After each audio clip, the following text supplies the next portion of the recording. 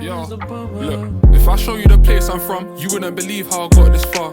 I'm the rose that grew out the concrete, aka the shooting star. Back then I didn't. Hey you guys, it's JD/Jordy. Welcome back to my channel. I've been wanting to make manifestation content for a while, so this is going to be law of assumption for entrepreneurs. It's going to be very to the point. I'm not going to give any extra information because I feel like sometimes people overcomplicate the law of assumption. So yeah, let's get into it. Just a little background about me. I have a Tumblr page where I share a lot of my success stories. I share a lot of my challenges. That's how I landed a celebrity client. That's how I've worked with many celebrity stylists.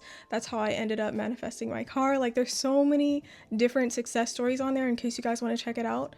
But yeah, let's get into the main points of this video. So the first thing I want to talk about is self-concept. And I really like to break it down to identity, because once you realize it's who you're identifying as, who you view yourself to be, I feel like it makes it a lot easier. When I first learned about self-concept, I was like, okay, the fuck does that mean? Like, you're throwing in extra words and key terms. Like, break it down in layman terms. Like, make this shit simple.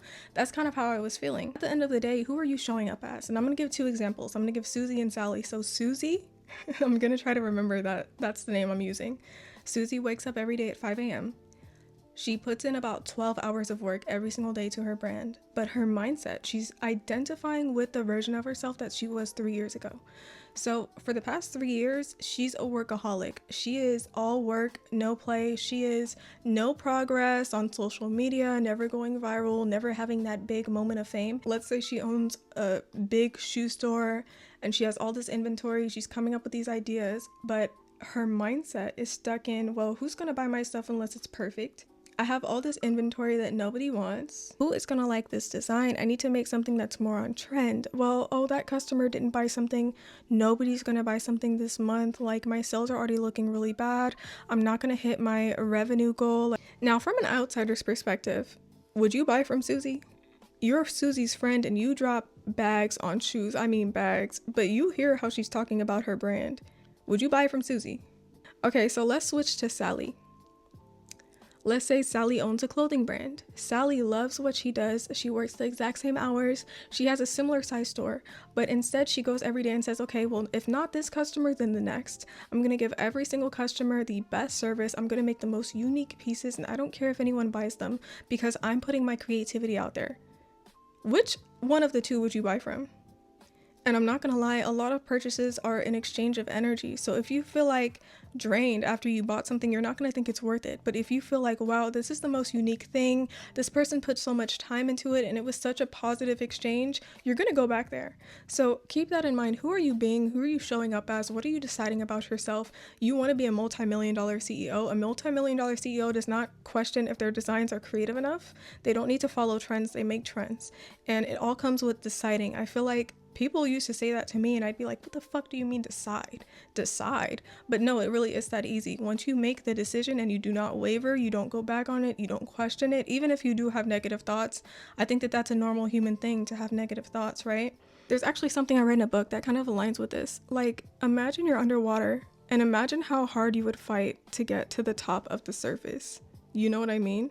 If you're not fighting that hard for everything that you want, it's automatically going to feel like an uphill battle. Because if you're not shifting your identity, you're going to get imposter syndrome. You're going to feel like, okay, I'm reaching this next level of success, but why does it not feel aligned? Like, my work isn't good enough. I'm not good enough. You're going to feel like that, even if you don't know how to articulate it. Investing in your brand is investing in yourself. And I do have some notes on my phone in case you guys see me looking at my phone.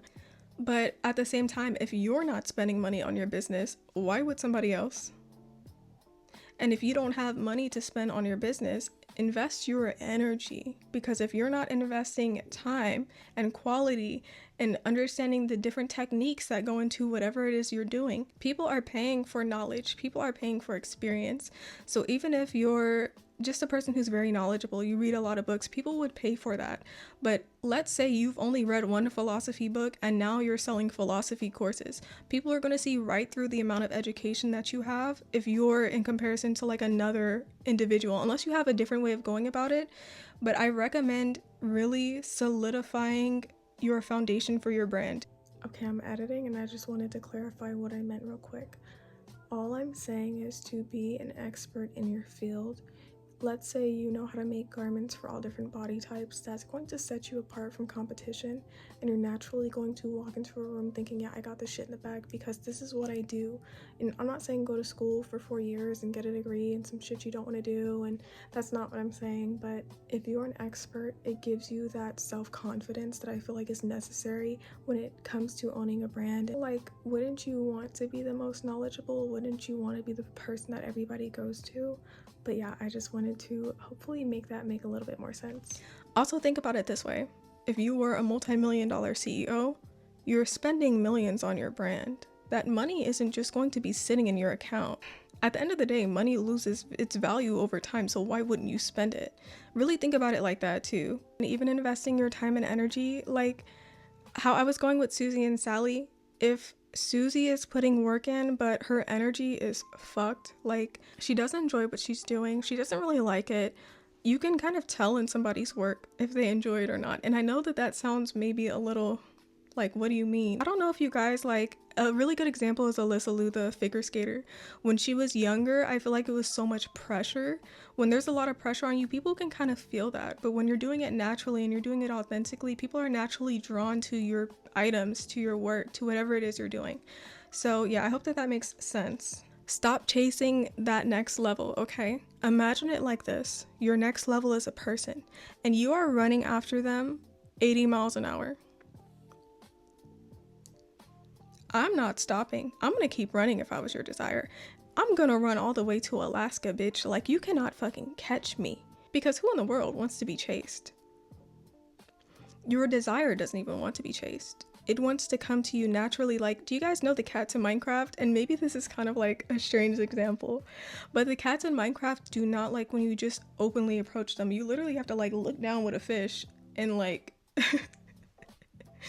literally attract them to you. That's how I want you to go about your business. At the same time, I feel like, yeah, you can reach out to some people and that might be a really big opportunity, but at the end of the day, there are ways that you know not of. There are things that are going to show up in your life and you're going to be like, okay, I did not even fucking expect that.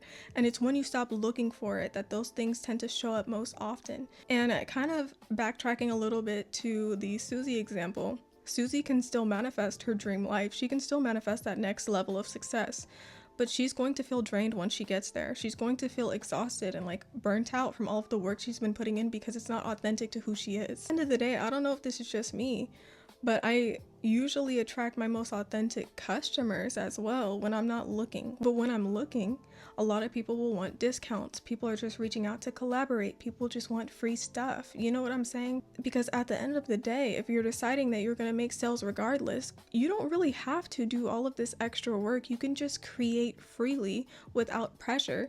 And I feel like that's the best way to go about it because your creative energy can really speak for itself. Next, your audience mirrors your assumptions. And this is important because if you're assuming every single day you're not going to get sales, then I mean, you said it.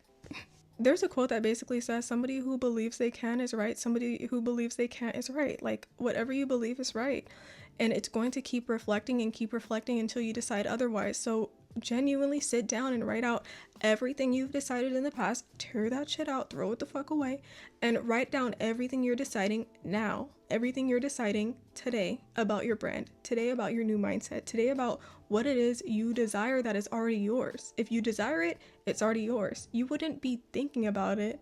You wouldn't be staying up all night like, fuck, my brand needs to be big, like I really have all of these visions, I have all of these desires. I used to be like, okay, well, what does that mean? Basically, when we're thinking about quantum physics, every single timeline exists in this moment. So there's a version of you that literally has it, and you're just merging with that timeline. And this is actually, and there's a lot of research on this. I'll link some books down below in case you guys want to read. The Power of Now is a really good one.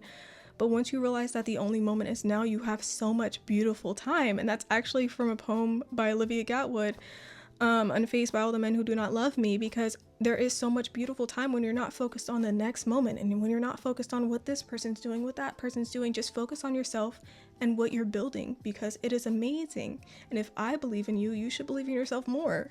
Okay, next thing I'm going to touch base on, which basically covers everything I've talked about as well. Show up like your brand is already successful. Your brand is already a household name.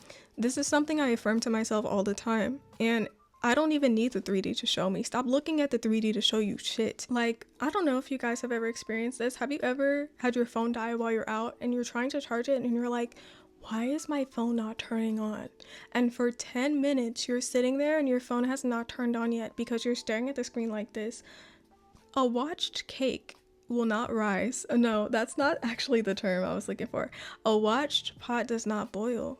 Have you guys ever noticed that when you're staring at a pot, it won't boil as quickly? Like, it will boil, but it feels like it's taking so fucking long.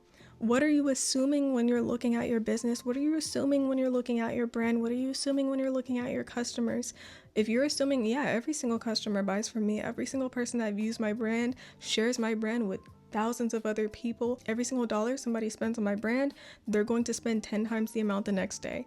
If you're assuming, yeah, you know what, I'm not going to make sales, this might not sell, like, people might not like this is kind of my personal style, I don't know if this is everybody's style, you're deciding before you even put it out there. You know what I mean? Like, why are you self-sabotaging your own work? So assume that sales are inevitable. Assume that your growth does not have to be slow.